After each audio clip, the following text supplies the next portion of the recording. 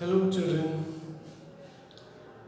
in this video I am going to tell you about the value added method of calculating the national income. Of course, in the previous videos I have told you that there are three methods mainly, that is production method, income method and expenditure method. The production method is divided into two, that is the total value output method and the value added method. Here we will be discussing about the value added method. First you see the steps of calculating value added method. Through the value added method we will be finding the national income. First of all, we will identify all the production units. The production units in an economy, we have many units which are producing different types of goods, agricultural goods, industrial goods and services. So we will, first of all, we will identify all the production units, then we will classify these production units into agriculture sector, industrial sector and service sector.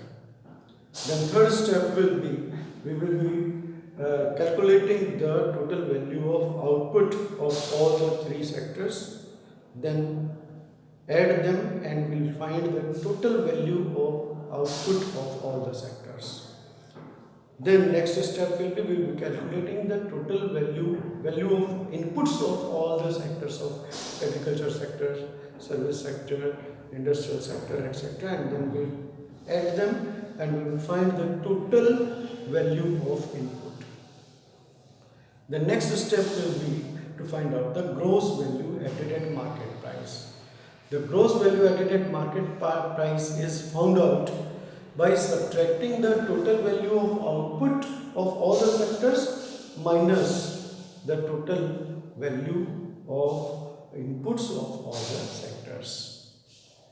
We will find the GV at MP like that. Then we will convert the gross into net by subtracting the depreciation from the value of GV at MP. We will find NVA at MP. Then next step will be to convert the MP into FC. To convert the values of NVA at MP to NVA at FC, we will subtract the NIT. NIT means IT minus subsidies. And the last step comes, that is, we will be adding the value of net factor income from abroad. In short, we call it NIFA. We will be adding this value to the NVA at FC and we will get the national income. I am showing you with this example here. Suppose the value of output of primary sector is 1400, value of output of secondary sector is 1800, value of tertiary sector, value of output of tertiary sector is rupees 2100. Value of input of primary sector is 500, secondary sector is 1400 and tertiary sector is 1900. These are the values of output of different sectors and these are the values of inputs of different sectors. Then CFC, this is the consumption of fixed capital. More commonly we call it depreciation. That is 200, the value of indirect taxes is 700, the value of subsidy is 600 and net factor income from abroad is rupees 200. Now see, this is the question, how we will solve it. First of all, we will find out the total value of output by adding the value of outputs of all the sectors. So we got the total value of output as 5300. Then we will find the total value of input by adding all the values of inputs of all the three sectors. We got rupees 3800. Now we will find the GV at MP, gross value added at market price of all the sectors. That is the total value of output minus total value of input. Rupees 5300 minus rupees 3800, we got rupees 1500 as GVA at MP. Next step is, we will find the NVA at MP. To convert gross into net, we subtract the value of CFC, that is depreciation. So rupees 1500 minus rupees 200, we got 1300 as the value of NV at MP.